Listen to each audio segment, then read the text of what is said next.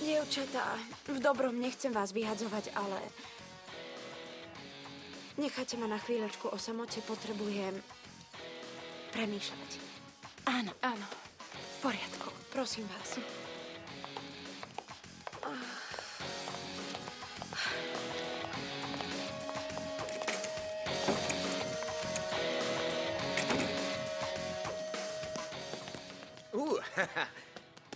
Poďme.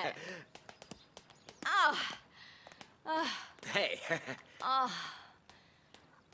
Hej. Zatočila sa mi Si v hlava. poriadku? Poď, opri sa o mňa, opri sa. Poď, pôjdeme si sadnúť. Je ti dobré? Čo sa deje? Zatočila sa mi hlava. Sadni si, srdiečko. Daj mi to. Tu máš vodu. Vodu? Dobrú vodu. Tak si v poriadku? Áno, Zlatko. Čo sa stalo? Čo ti je? No pravdu povediac. Nemôžem zabudnúť na Pepin výraz, keď som jej povedala, že Marcelino odišiel. Som si istá, že ju to veľmi bolelo. No tak, nebuď smutná. Chceš, aby sme za ňou zašli? Nie. Po tom, čo jej dali ten oblbovák, určite. Chúďa teraz spí a nechcem ju rušiť. No tak, Chúďatko. Zlatko. Počkaj. Odpočím si a to zdvihnem, dobre? Si, presto. Haló, Alma? No zaujímavé, ako sa ti zmenil hlas, ha? Tu je Karlo a kto volá? Roberta? Ako sa máš, Zlatko?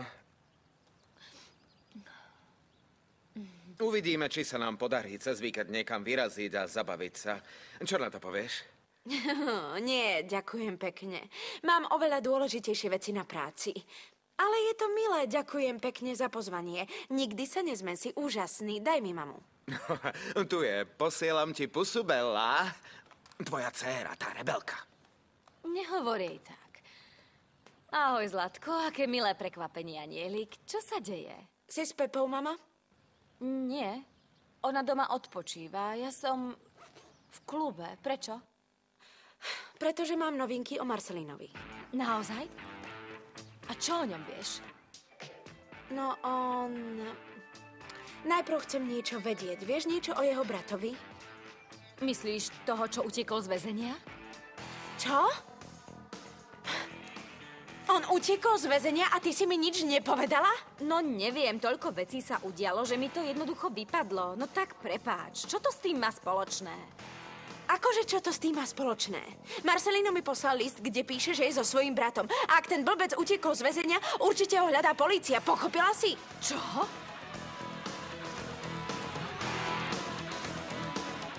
Vieš čo, Lupita? Som na teba veľmi pyšný. To, ako si sa postavila svojej mame a rozhodla si sa zostať. Tiež by som mal polovicu tvojej odvahy pri riešení problémov. Ďakujem pekne, Niko, ale ja naozaj neviem, či to bolo dobré, alebo to nebolo dobré, lebo moja mama sa vždy nahnevá. Vždy sa na mňa len nahnevá. To ju prejde, neboj sa. Všetko bude v poriadku. Ahoj. Neviem, lebo toto mi len tak ľahko neodpustí. Ahoj. Čo robíte? Nič. Ani nevieš, čo sa tu deje? Kvôli tým listom. Si v poriadku? Áno, áno. OK.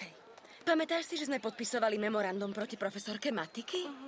Ani nevieš, čo sa teraz robí. Netušíš, aký je kvôli tomu rozruch. Ale čo? Jasné. A toto si sa dozvedela pri klebetení, alebo ti to povedal tvoj ocko? Pozri, klebetník, ja sa rozprávam s Lupitou a ty sa do toho nemáš čo Ale starať. čo? Toto je súkromný rozhovor a nikto iný sa ho nezúčastňuje, tak odíď. No tak, Niko. Odíď. Niko. Už konečne dospej. No tak Pozrime, Pilar je kto moja to hovorí. kamarátka, Niko, a zostane tu s nami, dobre? Ďakujem, Lupita. Ďakujem. Dosť. Niko, láska, ako sa máš? Na chvíľočku ti ukradnem môjho frajera, OK? Poďme, Niko.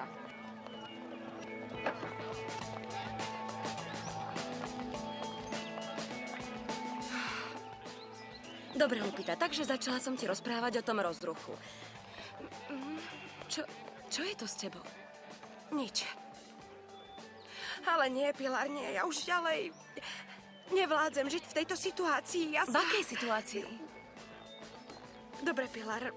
Ak ti to poviem, bude to preto, že sme kamarátky. Samozrejme, Lupita, veď ty si mi už toľkokrát pomohla. Ale sľub, že to nikomu nepovieš. Sľubuješ, že to nikdy Samozrejme, nikomu že nie. nepovieš. Toto zostane len medzi nami vermi. Dobre, ide o to, že ja a Niko spolu chodíme. Ako? Áno, teda... Ale to dievča povedalo, ukradnem ti môjho frajera. Nerozumiem tomu. Áno, ja viem. A vždy je to tak. Teda ona... Ide o to, že Karen je oficiálna Nikova frajerka. Pretože jeho rodičia by mu nikdy nedovolili chodiť s dievčaťom, ako som ja. Takže oficiálne Karen je Nikova frajerka, pretože ak by s tým Niko sekol, rodičia by mu to neodpustili. Takže takto sa veci majú. Lupe, ale... Ako mu to môžeš tolerovať? Teda prestaň. Naozaj ťa obdivujem, Lupita. Ja by som sa o frajera nedokázala deliť. To je zvláštne.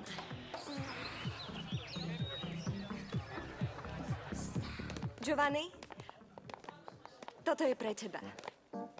Raquel, to je milé od teba, kuriatko. To som nečakal. Vždy som si myslel, že si veľmi pekné dievča. Nie, že by som ti neveril, ale veď vieš, aké sú reči a kolujú po škole a... Ach, áno, viem. To kvôli môjmu ex-priateľovi. Niekto prekrútil všetko, čo sa dalo a tak sa robia klebety, ale prisahám ti, že to nie je tak. Nie, ja ti verím, kuriatko. Ozaj, a kto bol tvoj bývalý frajer? No tak netvár sa tak, len som trochu zvedavý a... zabudni na to, ak mi to nechceš povedať. Martin Avendaño. Ako? Môj bývalý frajer sa volá Martin Avendaño. Aha, takže Martin, nie? No poď, pozývam ťa na malinovku. OK. Nie? Študenti nerozumejú látke, pán Mendiola. Cítia nezáujem zo strany profesorky. Niečo tu nie je v poriadku. Pozrite ma, Dariaga. Vy predsa viete, ako sa správajú študenti k novým profesorom, hlavne ak sú takí mladí. Vždy nekompromisne skúšajú trpezlivosť. Všetci to vieme. Nie. Nemyslím si, že ide o toto. Zdá sa mi, že sa snažia brániť svoje práva, nič viac. Samozrejme. A vy so svojím prístupom pomáhate študentom a diskreditujete profesorku. Pán Mendiola, pri všetkej úcte. Profesorka má v triede viac ako tucet študentov a ani jeden jej nerozumie. To znamená, že bude asi chyba v profesorke, nie v študentoch. Nepáčilo by sa mi, keby sa toto dostalo aj do uší ich rodičov. Pozrite, profesor. Slečná Renata je profesorka so skutočne výbornou kvalifikáciou. Som si istý, že tá vec s cvičeniami bolo iba nedorozumenie, nie? Aha. Takže, miesto toho, že budeme konfrontovať profesorku so študentami, čo keby ste ju viedli? Vy o tom viete oveľa viac, než ona. Viete, žiadam vás o to. Môžete to pre mňa urobiť. Samozrejme. Dobre. Keďže je už všetko v poriadku, ďakujem za váš čas. Dovidenia. Dovidenia.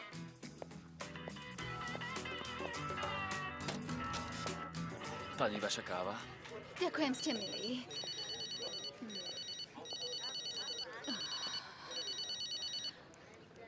Prosím. Leon, ako sa máš, láska? Volám ti už od piatku, ale nemôžem ťa zohnať. Kde si bola? Ale čo to hovoríš? Bola som predsa s kamarátkami. Pravdu povediac, ma ani veľmi nezaujíma to, kde si bola. Chcem len, aby si mi vysvetlila, prečo dovolíš, aby tvoj syn spal mimo internátu. A hlavne teraz, keď nie som v Mexiku, aby som mal prehľad. Podpísala som Diegovi priepustku, aby mohol byť v sobotu a v nedeľu u svojho kamaráta Facunda. V čom je problém, láska? Niet pochýb o tom, že tvoj syn vie ako na teba. Ako je možné, že ja, čo som tisíce kilometrov ďaleko, viem presne, že Diego nebol s Facundom? Strávil víkend s nejakým dievčaťom, Mabel. Dobre, aj keby to tak bolo, tak čo? Nechcel si práve toto pre svojho syna? Pozri, asi mi nerozumieš. Ja nemám nič proti tomu, aby Diego chodil s dievčatami. Ale chcem vedieť, s kým chodí. A ty sa konečne začni starať o svojho syna. Nezanedbávaj ho, Zlatko. Maj sa.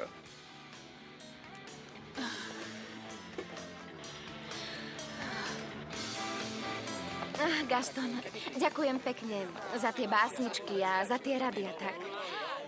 Viete, poprvýkrát cítim, že by som mala pre seba niečo urobiť.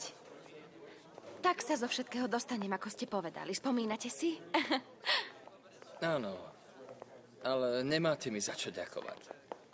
No ale cítim sa veľmi dobre, keď sa s vami rozprávam. Ale dobre, rada by som niečo vedela, naozaj. A o čo ide? Neviem, ako to povedať. Nepoznám vás dlho, ale zdáte sa mi tak trochu záhadný, chápete? Lebo aj moje kamarátky hovoria, že sa k ním správate inak ako ku mne.